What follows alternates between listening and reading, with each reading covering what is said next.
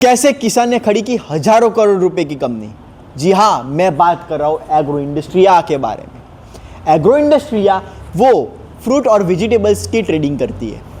इस कंपनी में भी बहुत सारे चैलेंजेस आए इनिशियल फेस में, मगर इनके ओनर्स और सीईओस ने वो चैलेंजेस को फेस किया, उनसे लड़े और उसके बाद ये कंपनी को ग्रो किया।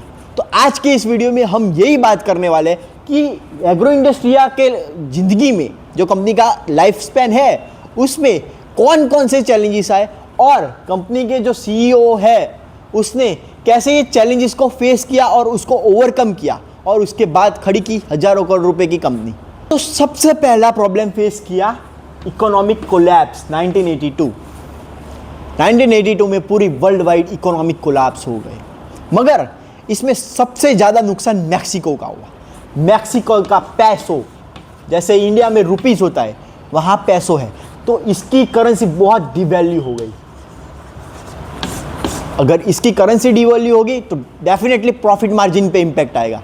1972 से लेके 1982 तक ये कंपनी की सबसे बड़ी गलती क्या थी पता है?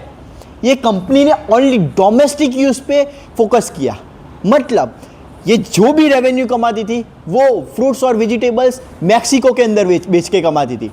इससे क्या हुआ, 1982 में जब इकोनॉमिक कोलैप्स हुई और पैसों की डिवैल्यू हुई करेंसी की, तब इनका प्रॉफिट ख़त्म होने लगा और कंपनी लॉस में जाने लगी। एक समय ऐसा भी आया कि ये कंपनी को उसके ऑपरेशंस बंद करने पड़े, मगर भगवान के घर देर है अंधेर नहीं। 1986 में एक बड़ी अपॉर्चुनिटी आई, वो आईएफसी के फॉर्म में आई। आईएफसी इंटरनेशनल फाइनेंशियल कॉरपोरेशन ने एक बड़ा सा डिसीजन लिया। उसने डिसीजन ये लिया कि हम मैक्सिको में इन्वेस्ट करेंगे और गोंजालेस को ये सबसे बड़ी अपॉर्चुनिटी लिखी और आईएफसी के सपोर्ट से गोंजालेस ने फिर से उसके ऑपरेशन शुरू किए, मगर गलती फिर से नहीं दोहराई। इधर गोंजालेस ने क्या किया, डाइवर्सिफिकेशन किया है। मतलब पहले गोंजालेस अकेला मैक्सिको में फ्रूट और वेजिटेबल सेल करता था, मगर इस बार गोंजालेस गया यूएसए एंड यूरोप के मार्केट में, यूएसए और यूरोप के मार्केट में। और ये यूएसए और यूरोप का मार्केट एग्रो इंडस्ट्रिया के लिए बहुत सक्सेसफुल रहा और आने वाले 1-2 साल में बहुत प्रॉफिट कमाया और ये कंपनी की बहुत ग्रोथ हुई। एग्रो इंडस्ट्रिया अच्छा परफॉर्म कर ही रही थी, मगर एग्रो इंडस्ट्रिया को नज़र लग गई किसकी? पूरी दुनिया की। 1990s के समय पूरी दुनिया में लिबरलाइजेशन का दौर आया। इस समय क्या हुआ, सभी की सभी कंट्रीज़ एक दूसरे के मार्केट ओपन करने लगी। वैसे ही यूएस ने उसका मार्केट ओपन कर दिया। इसका मतलब क्या, कोई भी कंट्री आके कुछ भी यूएस को बेच सकती है। तो यूएस के अंदर वेजिटेबल्स और स्पीसीज की डिमांड इंक्रीज हुई। डिमांड इंक्रीज हुई तो कॉस्ट भी इंक्रीज होगी। और मैं जैसे कि मैंने कहा था, एग्रो इंडस्ट्रिया वो एक ट्रेडिंग कंपनी थी, वो खुद नहीं उगाती थी स्पीसीज और वेजिटेबल्स, वो फार्मर से लेती थी।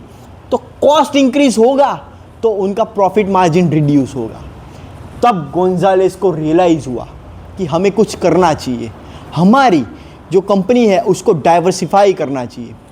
1990s के समय तक 70% बिजनेस का जो रेवेन्यू था वो आता था यूएस से, 10% जो बिजनेस का रेवेन्यू था वो आता था यूरोप से, और दूसरा 20% जो रेवेन्यू था वो आता था मैक्सिको से, मतलब डोमेस्टिक यूज। तो ये ऐसा दौरान आया, गोंजालेस ने सोचा, पूरी दुनिया घूम के आया और गोंजालेस ने नोटिस किया कि जापानीज मार्केट बेस्ट है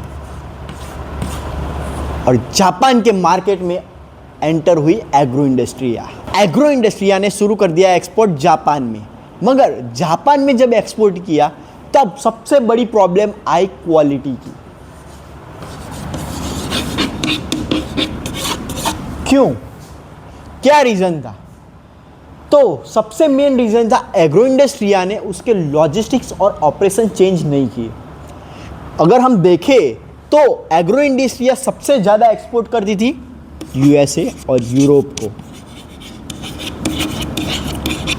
मैक्सिको से इनका डिस्टेंस कम है, मतलब लॉजिस्टिक टाइम कम लगेगा।